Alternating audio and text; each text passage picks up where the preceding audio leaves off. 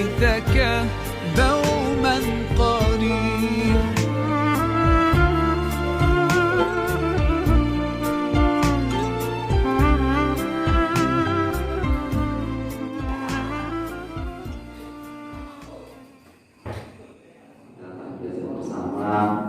Yang insya Allah akan diisi oleh Bapak Dr. Haji Susanto MC, yang insya Allah akan memberikan banyak ilmu bagi kita semuanya yang harapannya bisa menjadi suatu amalan yang nantinya akan jadi bekal kita nantinya. Untuk itu marilah kita buka pertemuan pada pagi hari ini dengan bacaan lafal basmalah bersama-sama.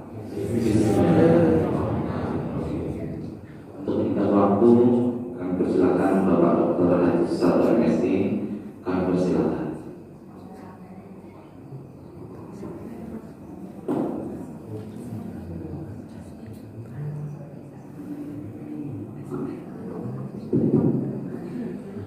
Assalamualaikum warahmatullahi wabarakatuh. Asyhadu an la ilaha illallah wahdahu la syarika lah wa asyhadu anna Muhammadan abduhu wa rasuluh. Allahumma shalli ala Muhammad wa ala ali Muhammad. Usikum wa nafsi bi taqwallah faqad fazal muttaqun. Amma ba'du. Bapak-bapak, ibu yang berbahagia, tentu yang utama bagi kita adalah bersyukur kepada Allah atas limpahan dan karunia Allah. Nikmat itu mudah-mudahan kita termasuk hamba-hamba Allah yang pandai mensyukuri nikmatnya. Sholawat dan salam mudah-mudahan tetap tercurah atas junjungan dan teladan kita Nabi Muhammad Sallallahu Alaihi Wasallam. Saya baru pertama kali ini ke Masjid Nurul Ihsan. Mudah-mudahan kita nanti menjadi ihsan semua. Amin. Tadi sudah disampaikan nama saya Susanto. Saya mengenalkan diri. Beberapa mungkin sudah tahu ya, tapi banyak yang belum. Saya ini termasuk penduduk Berkoh, Kelurahan Berkoh di RT 6 RW 4. Pak Daliman itu suka ngisi pengajian dan khotbah di masjid tempat saya, atau Libin itu Bapak Ibu di SMA juga Sudirman. Nah, sehari-hari saya bekerja di UMP. Saya dosen di pendidikan biologi, bukan dari tarbiyah atau yang lain, tapi dari biologi. Saya lahir di Demak, kemudian di Purwokerto ini mulai tahun 84. Jadi sudah berapa tahun itu? Sudah 36 tahun. Tapi kalau saya ngomong-ngomong itu tuh masih ditanya Bapak aslinya mana? Cuma saya belum bisa Banyumasan karena kebetulan istri saya orang Sunda. Jadi sehari-hari itu pakai bahasa Indonesia. Nah, kalau anak saya kecuali anak pertama semuanya lahir di Purwokerto. Alhamdulillah saya diamanai 7 anak. Tetapi yang satu tidak jadi meninggal, sehingga sekarang ini masih 6, 3 laki-laki, 3 perempuan. Alhamdulillah sudah punya 3 mantu dan 4 cucu. Jadi saya kerja di UMP itu ya sudah 33 tahun. Jadi cukup tua sebetulnya. Cuma kelihatan muda itu karena memang saya dulu sekolah kan ikut pramuka. Jadi kalau pramuka itu di sini senang, di sana senang, di mana-mana hatiku senang gitu. Membuat awet muda. Bapak Ibu, saya mendapat jadwal ini karena dari Pak Daliman itu setiap Senin pagi kecuali Sabtu itu sudah kadung nyanggupi di masjid lain, sehingga saya akan ketemu insya Allah di Ramadan ini 3 kali. Nah, dalam 3 kali ini saya akan menyampaikan yang pertama tentang iman, yang kedua pertemuan kedua nanti tentang ilmu, dan yang ketiga tentang takwa. Mengapa demikian? Karena kita ini dalam menjalankan ibadah puasa di bulan Ramadan ini kan karena Allah memerintahkan. Yang sering kita dengar itu disampaikan oleh Ustadz atau para kiai dalam surat Al-Baqarah ayat 183 itu, yang diseru, yang diperintah untuk puasa bulan Ramadan adalah orang-orang beriman. Jadi kalau ada yang merasa tidak beriman, tidak usah puasa, tidak apa-apa. Karena memang puasa ini diperintahkan untuk orang beriman. Nah, kemudian masalahnya iman kita itu kan tidak ada dalam satu titik. Jadi iman itu berjenjang. Ada yang imannya sedang cukup, ada yang imannya kuat, ada yang imannya kuat banget, ada yang agak lemah, ada yang lemah, ada yang lemah banget. Kalau dibuat rentang 1 sampai 100, ini karena saya dosen jadi membuat rentang. Posisi iman kita hari ini ada berapa, di titik berapa kira-kira Bapak Ibu? Ada 100 ya Pak? Dan nanti akan kita bahas itu 2 hal. Sebab iman itu kan yang tahu hanya Allah dan diri kita sebetulnya. Karena iman itu persoalan goib. Oleh karena itulah Allah memberikan definisi atau takrif iman dan ciri-ciri iman. Nah, kita dalam hal ini tinggal mencocokkan, kira-kira kita sudah sesuai dengan definisinya, sudah memiliki ciri-cirinya atau belum. Kalau sudah, seberapa besar itu kita ada pada diri kita maksudnya. Sebab begini Bapak Ibu, tidak semua orang yang puasa itu sukses mendapatkan buah puasa. Yang tidak lain tidak bukan adalah meningkatnya takwa.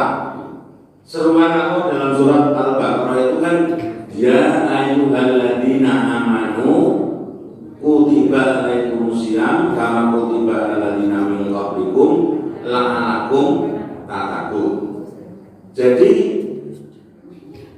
pertama, orang puasa itu harus beriman, dan hasil dari puasa itu meningkatnya takwa. Bukan menjadi takwa, karena kita sudah punya takwa. Ini adalah proses tahunan, siklus tahunan. Sebab bagi orang beriman itu ada siklus pekan dan siklus tahunan.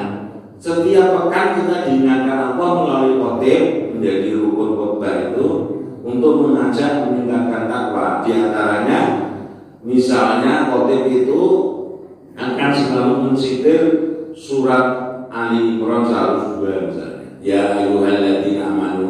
Jadi lagi-lagi yang disuruh orang beriman. Ittaqullaha haqqa tuqatih wa la tamutunna illa wa antum muslimun misalnya. Jadi orang beriman diseru untuk meningkatkan takwa, dan itu dikaitkan Allah dengan kematian. Gitu. Atau surat Al-Hujurat 18, Al-Ahzab 18 sama, semuanya mengajak pada peningkatan takwa melalui menjalankan perintah meninggalkan larangan gitu. Nah, kenapa kok tidak semua orang yang puasa mendapatkan buah puasa, tidak meningkatkan takwa? Karena Rasul sudah memberitahu kita berapa banyak orang yang puasa hanya mendapat lapar dan jenak. Nah, berapa banyak itu artinya banyak sekali. Kalau kata-kata itu hanya mendapat, itu yang didapat ya hanya lapar dan haus itu. Tidak mendapat yang lain, hanya. Misalnya saya mengatakan istri saya itu hanya Bu Santo, Bu Santo itu namanya Yani, orang Sunda itu namanya diulang-ulang. Mbak Dwi Pak saya itu Yana Nuryana gitu. Atau adik ipar saya itu Tom Son Busori, jadi orang kan begitu. Kalau saya mengatakan istri saya hanya Yani, artinya tidak ada istri yang lain ya. Kalau Rasulullah mengatakan hanya mendapat lapar dagang, dapat yang lain tidak dapat. Untuk itu kita masih berada di awal puasa ini, kita harus hati-hati, teliti, awas waspada gitu. Karena yang namanya iblis itu sudah bersumpah akan menelantarkan kita, akan menyengsarakan kita, akan mengeluarkan kita dari hidayah untuk bisa menemani dia di neraka jahanam. Loh, katanya kan kalau puasa setannya itu dibelenggu kita. Yang dibelenggu kan setan. Setan itu minal jinnati wanas.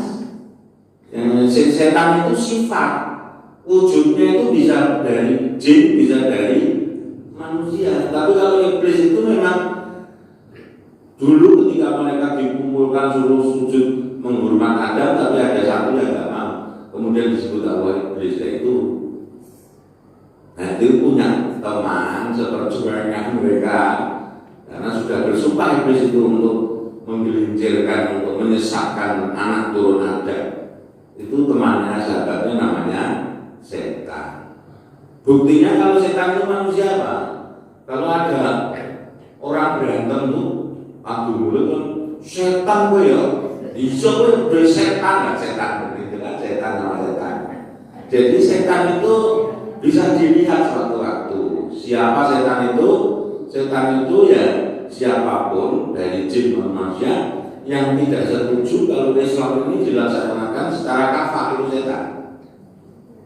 Ada setan yang punya pangkat jenderal, ada setan yang profesinya dosen, jangan dikira, gitu. Dan semua bisa menjadi setan.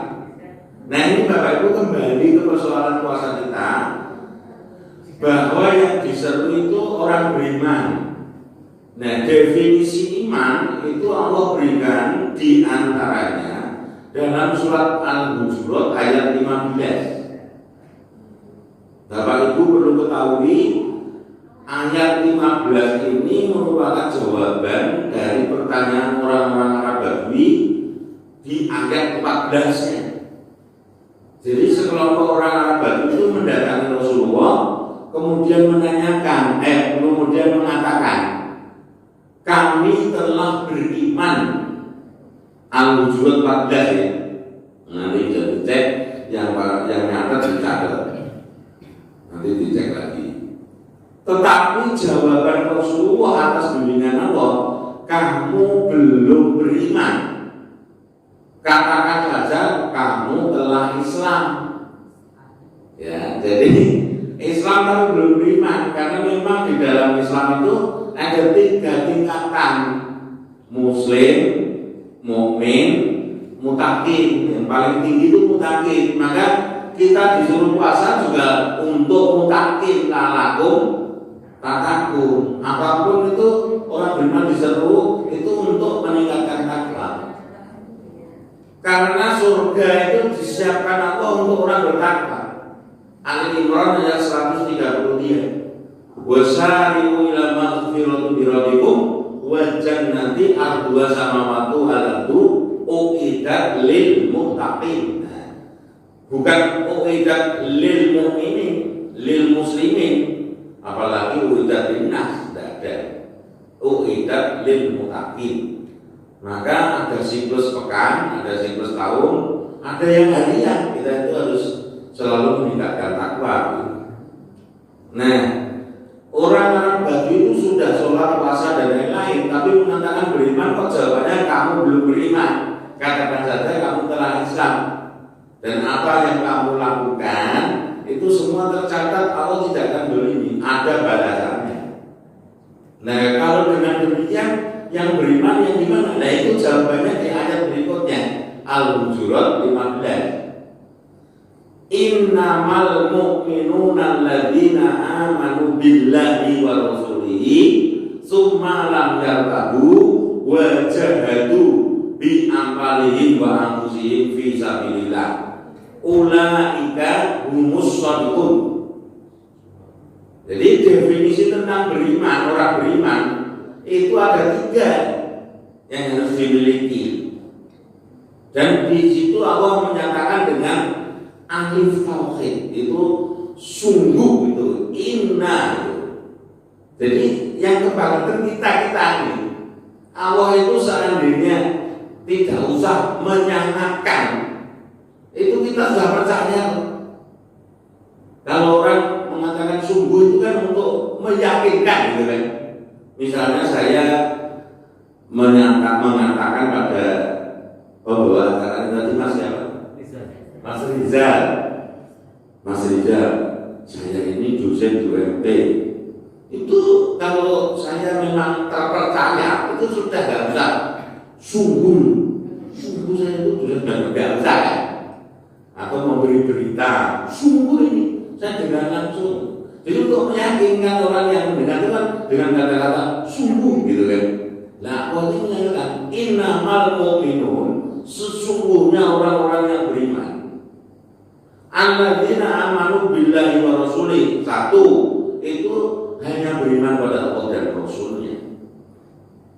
Artinya orang beriman itu harus Islam dulu, karena kunci atau gerbang masuk Islam kan syahadat. Tetapi tidak hanya syahadat, tapi juga harus memenuhi rukun-rukun Islam yang lain kan. Seseorang disebut Muslim, Bapak Ibu, seseorang disebut Islam itu karena pikiran, ucapan, tindakannya itu mencerminkan, mengejawantahkan nilai-nilai Islam yang bersumber pada Quran Sunnah. Sebab kalau ada orang yang pikiran, ucapan, tindakannya itu mencerminkan nilai-nilai Kristen yang bersumber dari Injil, itu bukan Muslim, namanya Kristiani, namanya Kristen atau Katolik, gitu. Orang Katolik atau orang Kristen atau orang Nasrani. Kalau orang dalam pikiran, ucapan, tindakan itu mencerminkan nilai-nilai Hindu yang bersumber pada Buddha, maka orang seperti ini disebut orang Hindu. Kalau orang pikiran, ucapan, tindakannya mencerminkan nilai-nilai Buddha yang bersumber pada Tripitaka, maka orang seperti ini namanya orang Buddha. Nah, kalau orang Islam berarti pikiran, ucapan, tindakan mencerminkan nilai-nilai Islam yang bersumber pada Al-Quran dan Sunnah, berarti jelas. Nah, oleh karena itulah maka orang beriman itu pertama harus Islam. Ya, syahadatnya tegak. Artinya syahadatnya tegak itu mampu membebaskan diri dari syirik. Ya kan? Karena tauhid itu pasangannya syirik, tidak boleh bercampur. Ya, kalau bercampur ya itu namanya ketauhidan yang tercemar, ada tambah syiriknya, jadi tidak boleh. Itu tegak. Sholat harus tegak sebagai orang beriman. Tidak ada dalil yang menyatakan bahwa sholat itu harus dilaksanakan atau harus dilakukan. Tidak ada. Semua dalil sholat itu, perintah Allah untuk sholat itu adalah untuk ditegakkan. Misalnya dalam surat Al-Ankabut 45 itu Allah mengatakan aqimu sholat inna sholata tanha anil fahsya'i wal munkar. Tegakkan sholat, karena sholat itu mampu mencegah keji dan munkar. Jadi cirinya kalau sholat itu sudah tegak, itu sholat itu bisa mencegah kita dari perbuatan keji dan munkar. Nah, kalau diri kita sudah bisa mencegah keji kemungkaran, kita bisa mencegah orang lain yang berbuat keji dan munkar, baik dengan kekuasaan yang dimiliki, kalau tidak mampu ya dengan ucapan, atau paling tidak dengan doa. Dan itu selama iman, kata Rasulullah. Nah, itu ada actionnya. Itu Zakat juga harus ditegakkan. Buktinya kalau zakat tegak, itu kita akan disucikan harta itu, akan memberikan barokah. Jadi orang zakat, infak, sedekah itu tidak berkurang hartanya, malah berlimpah karena keberkahan itu. Karena berkah itu artinya berkembang. Dan sesungguhnya hak milik kita itu yang kita nafkahkan di jalan Allah itu melalui zakat, infak, sedekah itu. Demikian pula puasa yang tegak, ya, puasa yang membawa kepada peningkatan takwa. Haji yang tegak itu haji yang mabrur, yang balasannya tidak lain adalah surga. Tapi untuk dapat surga kan harus mati dulu. Mungkin. Nah, padahal dia belum mati tapi sudah haji. Artinya apa? Kepulangan hajinya itu kalau membawa penegakan haji atau mabrurnya haji, itu dia menampilkan perilaku penduduk surga yang masih ada di dunia. Maksudnya begitu. Jadi kaji itu kalau karena orang ya nyok dermawan. Ono kaji kok belit itu mesti orang mabrur. Kaji belit kata ibunya. Ono kaji kok senengane motor kambing ora tekan tanggane, boten saged. Kok ambune tok. Monggo nek mampu berat lho niku. Jadi tidak ada yang diucapkan penduduk surga kecuali waktu sama, kecuali yang selamat. Kalau dia mengatakan sesuatu itu yang mengandung keselamatan yang baik-baik. Kaji aja senane ngrasani. Nah, nggih boten mabrur nih. Nah, itu tandanya begitu. Jadi orang beriman itu yang pertama Islamnya bisa ditegakkan. Kok Rasulullah mengatakan al-Islamu as-sholatu iman din. Sholat itu tiang agama. Jadi yang namanya tiang kan kita. Nah ini tegak nih. Nah kira-kira yang tiang kok belosor itu jenenge apa? Mboten enten. Niku jenenge bekas tiang. Dan mboten saged dadi tiang, itu mesti tegak. Tiang nopo? Maksudnya tiang itu bahasa Jawane nopo nggih? Nggih saka. Sholat itu sakane agama. Nek bangunan bener-bener sakane niku. Nah, ini maksudnya. Dan itu yang pertama. Yang kedua, summa lam yartabu, kemudian dia itu tidak ragu-ragu. Niki sampai 5:30 nggih. Berarti kurang 5 menit. Oh, nggih, pun nanti dene dengan sami nggih. Tambah semenit 2 menit nggih. Yang kedua itu tidak ragu-ragu. Misalnya tidak ragu terhadap apa? Ya terhadap iman, rukun imannya. Yang mudahnya kan rukun iman. Rukun iman itu ada berapa deh? Ini kok ngantuk ini. Rukun iman ada berapa? 0,0. Wah, ya. Itu ngaji yang mengantuk. Wah, pripun abot mripate. Nanti nek ngantuk iku maksude apa sing disampaikan keliru ta apa ora repot gitu lho. Mula nek ngantuk kudu. Bapak Ibu, rukun iman ada 6 kan? Itu masih ada ragu enggak kita terhadapnya? Nah, kita uji. Yang pertama iman kepada. Nah, terus yang keraguan betul. Bukan saya alhamdulillah jamaah Nurul Ihsan Pondok Ihsan. Sebabnya kontrol ulama itu dosen ulama itu bisa ragu. Contohnya ini contoh saja. Allah itu melarang untuk membunuh anak. Al-Isra 31. Janganlah kau bunuh anakmu karena takut miskin. Akulah yang memberi rezeki kepada mereka dan kepadamu. Sesungguhnya membunuh anak itu perbuatan yang dosa yang besar. Ayat ini masih berlaku apa betul? Masih kan? Berarti sekarang ini banyak orang tua membunuh anak. sehingga kita dilarang membunuh. Itu gini, kalau suami istri sepakat, Mas, Bu, gitu ya misalnya, Pak, Bu, kita punya anak 2 saja ya, itu. Oh iya, 2 saja. Berarti ini bapak ibu suami istri sepakat tidak menghendaki adanya anak ketiga, keempat, kelima dan seterusnya.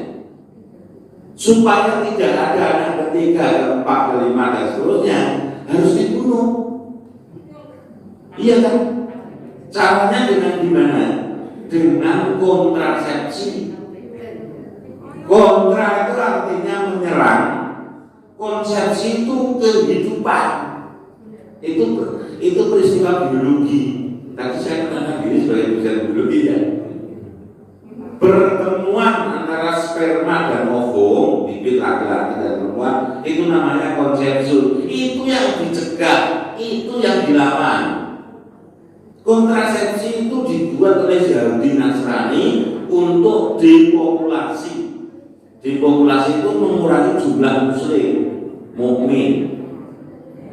Karena mereka dalam 120 Al-Baqarah sudah jelas, walan tardu anal yahudu walan nasara kata tatabian milatahu. Milah itu artinya bukan agama. Kalau agama itu adil. Milah itu gaya hidup, cara pikir, pola pikir, gaya hidup itu milah. Nah kita orang beriman, umatnya Muhammad itu diminta untuk mengikuti milah Ibrahim. Tapi dilarang mengikuti milah Yahudi. Milah Yahudi yaitu pola pikir materialistis, kapitalis, sekuleristis dan lain-lain. Saat teman-teman itu termasuk punya anak atau tidak itu hitungannya hitungan materialistis. Kalau ditanya teman-teman saya loh, kalau di sini kan sudah nggak ragu sama Allah tadi ya. Karena Allah yang jamin rezeki. Tapi orang yang membatasi jumlah anaknya itu kan takut miskin. Apa jawabannya? Anak Pak Santo, dia anak loro ini iso meragati sampai lulus kuliah harus bersyukur. Apa mana saya apa larang minyak wis 150. Apa larang itu dia muda terus. Monggo muda rego karo muda gaji iki ora sing imbang, niku. Padahal gaji kali penghasilan itu beda. Kalau kayak gaji yang atas maklum boten. Rezeki orang, rezeki kita itu ada 2. Pertama, rezeki yang fix, yang pasti, yang kata orang tidak akan salah alamat. Itu sudah ditetapkan ketika kita berumur 4 bulan di kandungan ibu. Itu Allah sudah menetapkan sambil menimpa roh itu. Karena Allah minta janji alastu bi rabbikum, ya kan? Kamu harus menyatakan bahwa aku itu penciptamu, yang memiliki kamu, yang menjaga kamu, yang mengatur kamu, begitu. Rob. Bahasanya kita dulu menjawab, ya saya bersaksi. Sebab nanti kita, roh kita, ketika kita mati kan jasadnya hancur, tapi ruhnya kan tetap. Itu akan dimintai tanggung jawab semuanya. Nah begitu. Tapi ada rezeki alternatif, ya. Jadi ada yang fix, ada yang alternatif, yang itu unlimited, tidak ada batasnya. Jadi gajinya boleh sebulan itu 10 juta, tapi penghasilan bisa 40-50 juta. Dalilnya ada dalam surat Tolak ayat 2 dan 3, 2 akhir awal 3. Wa may yattaqillaha yaj'alhu makhraja wa yarzuqhu min haitsu la yahtasib. Ini materi ketiga inti tentang takwa, tapi dicuplik sedikit. Toh kita ini kan diperintah kosong untuk lakukan takwa. Itu jaminan dunia akhiratnya luar biasa. Kita kasih yang pertemuan ketiga. Jadi kalau ini challenge, tantangan. Wa may yattaqillaha itu tantangan. Dan kalau kamu benar-benar bertakwa, maka akan aku berikan makhroja. Makhroja itu solusi. Dan ini bersifat umum. Manusia itu kan selalu punya masalah. Tidak hanya masalah ekonomi, masalah apa saja, itu Allah berikan solusinya dengan mudah kalau bertakwa. Dan bonusnya itu wajaduhu min aisu layak arsik, diberi rezeki dari arah yang tidak disangka-sangka. Misalnya tidak disangka itu ya nggak tahu. Saya dari rumah pokoknya ngisi pengajian juga saja. Pulang-pulang ada yang membawai saya, ada yang memberi saya itu pisang susu satu epek misalnya. Itu kan tidak disangka. Tapi kalau sekarang sudah disangka, saya mengatakan yang tidak disangka itu apa yang tidak disangka? Kapan, di mana, bagaimana cara, dalam bentuk apa, berapa, itu tidak tahu. Begitulah Bapak Ibu, tidak ada keraguan bagi Allah. Saya itu malah ditanya, Pak Santo, anaknya banyak, gimana caranya itu nanti untuk membiayai? Dan anaknya Pak Santo itu semua di Al-Irsyad SD-nya, TK, Bu SD biasa, kok mbok-mbok no.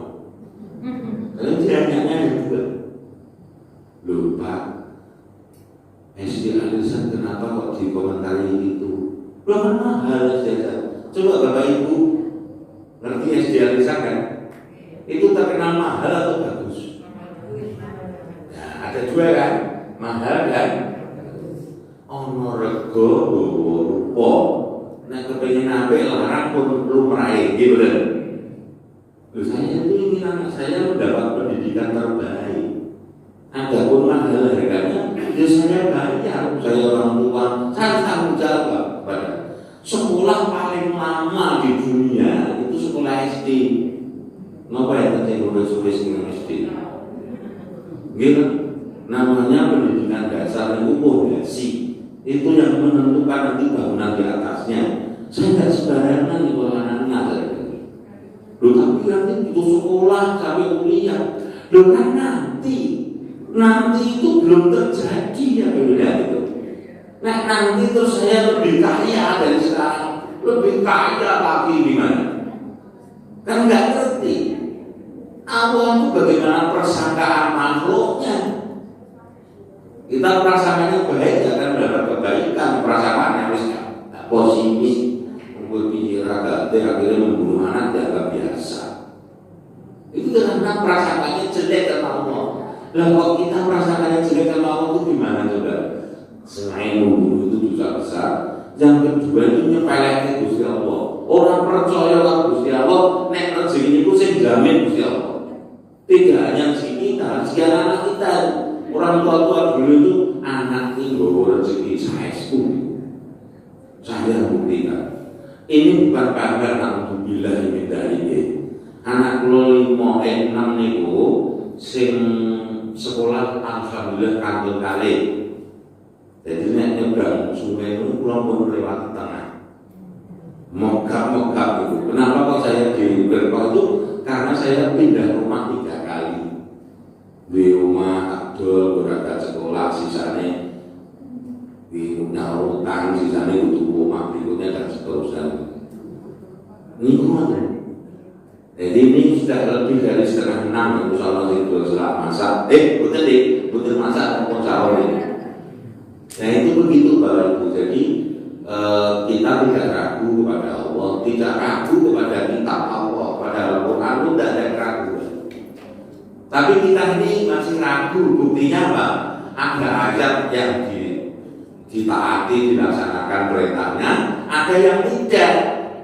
Buktinya ayatnya itu bunyinya sama, sebobot. Ya ayyuhalladzina amanu kutiba alaikumusiyam. Ini sami siap betul. Merasa beriman, kosong kita. Dan terus ada ayat ya ayyuhalladzina amanu kutiba alaikumul qisas, dilaksanakan betul. Ya, qisas itu nek wong niku menghajar temannya pipi kanan sampai merah itu diadili nanti dibalas yang sama, tidak boleh lebih berat. Tapi kalau yang ini memaafkan itu jauh lebih baik. Ya, maling diadili tergantung tingkat kerugian dari malingnya itu. Nah, maling mergo lapar malah disumbang, itu namanya kisah. Ya, kalau misalnya maling sidik nek korupsinya ratusan miliar masyarakat rakyat, mungkin yang dipotong tangannya. Niku carane motong boten terus kepenak boten. Kudu dokter ahli, Pak. Dan selama dia penipuan itu kebutuhan keluarganya dijamin, itu lah kisah. Jadi kisah itu kata Allah menjamin kehidupan. Mulanya nek ten Arab nih kok mateni gitu di mateni dan seterusnya. Tapi bisa pakai dia, tergantung lah nanti pengadilannya. Nah, kita ini melaksanakan enggak sebagai orang beriman. Nah, itu misalnya orang. Terus ragu sama malaikat, betul. Dan buktinya kok izin aku sih. Padahal kita yakin ada roket atid yang selalu nyonting. Nanti itu hasil sotek itu akan setel di akhirat. Itu boleh bisa 24 jam saja. Kok isi ngerasani? Ojo ngerasani lho iki poso-poso. Nah, orang poso untuk ngerasani. Sami momen betul. Jadi orang ngerasani itu betul mergo poso. Ini mergo larangan Gusti Allah. Nah, itu begitu dan seterusnya. Jadi tidak ada keraguan, itu ditunjukkan dengan jihad. Jihad itu bersungguh-sungguh dalam imannya itu. Ya, di jalan Allah. Jihadnya dengan apa? Bi amwalihi wa anfusihi. Nah, kalau tutup ya, sekedar balik. Nah, itu definisinya itu begitu. Kata Allah, ulaika humus shadiqun. Yang demikian itu yang benar. Jadi kalau tidak demikian ini tidak benar, karena yang benar yang demikian. Itu definisi atau takrif itu begitu. Nah, sekarang cirinya orang beriman apa? Surat Al-Anfal ayat 2. Orang beriman itu kalau disebut asma Allah bergetar hatinya. Sekarang Bapak Ibu kita semua ini kalau disebut asma Allah getar betul hati ini. Itu semakin besar getaran hati menunjukkan semakin kuatnya iman. Semakin lemah getarannya menunjukkan semakin tipisnya iman, lemahnya iman. Lah kalau dereng bergetar, nopo meneh boten bergetar, lah imannya terpuji. Tuh, kan cirinya ini saya nyebut Gusti Allah. Orang beriman itu punya ciri kalau disebut nama Allah bergetar hatinya. Padahal kita mendengar nama Allah disebut itu kapan? Kalau ada terus Al-Quran. Nah, sekarang itu bukan krungu. Padahal pulau mendengar satu ini krungu asma Allah disebut itu setiap saat. Bangun tidur tadi nyebut asma Allah kan? Alhamdulillah. Ini bukan asma Allah. Illadzi ahyana. Terus ke toilet nyebut asma Allah betul. Allahumma ini as'aluka Allahumma ini a'udzubika minal khubuthi wa nyebut Gusti Allah. Begitu keluar nyebut betul. Enggak nyebut. Begitu mau pakai baju nyebut betul. Begitu bercermin nyebut betul. Ajeng tidak masjid kok melampau omah nyebut Gusti Allah betul. Lah, mlebu masjid kita berarti tahu ajeng sahur itu nyebut sholat. Bismillah. Barang sahur, alhamdulillah. Lah kapan betul disebut? Terus bergetar ke hati kita. Nah, itu cirinya. Ciri yang kedua, kalau disebut atau ditunjukkan ayat-ayat Allah bertambah imannya. Jadi orang beriman itu lihat sedatu imanan mana iman ini jual waktu. Jadi orang beriman selalu bertambah imannya di atas iman yang sudah ada. Makanya siap untuk meningkatkan takwa. Ya, lihat sedatu imanan mana iman ini itu selalu meningkat. Ayat Allah itu ada yang kauliyah, ada yang kauniyah. Az-Zariyat 20:21 misalnya, wa fil ardi ayatul lil muqinin wa fi anfusikum afala tubsirun. Di bumi ini semua adalah ayat-ayat Allah. Wa fil ardi ayatul lil bagi orang beriman, orang yang yakin. Wa fi anfusikum dan juga pada diri kalian. Afala tubsirun, apakah kalian tidak memperhatikan? Jadi kita tidak pernah meninggalkan diri kita. Padahal diri kita ini ayat Allah. Kenapa kok mata bisa melihat? Coba kalau Allah mengambil kemampuan mata melihat, apa yang terjadi? Telinga mendengar dan seterusnya lagi. Nah, itu mestinya kita perhatikan. Itu bertambah imannya.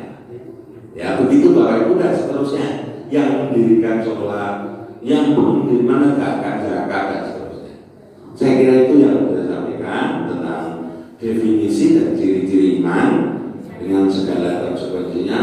Mudah-mudahan kita dinilai Allah termasuk golongan orang-orang yang beriman, yang selalu berusaha untuk meningkatkan ketakwaan sehingga mendapatkan apa yang kita selalu doakan, yaitu kebahagiaan di dunia, hidup penuh hidayah tunjuk dari Allah Ta'ala, di dalam keamanan, dan di akhirat mendapatkan keselamatan dan masuk dalam surganya. Demikian yang saya sampaikan. Mohon maaf kalau ada khilaf, mudah-mudahan bermanfaat. Assalamualaikum warahmatullahi wabarakatuh.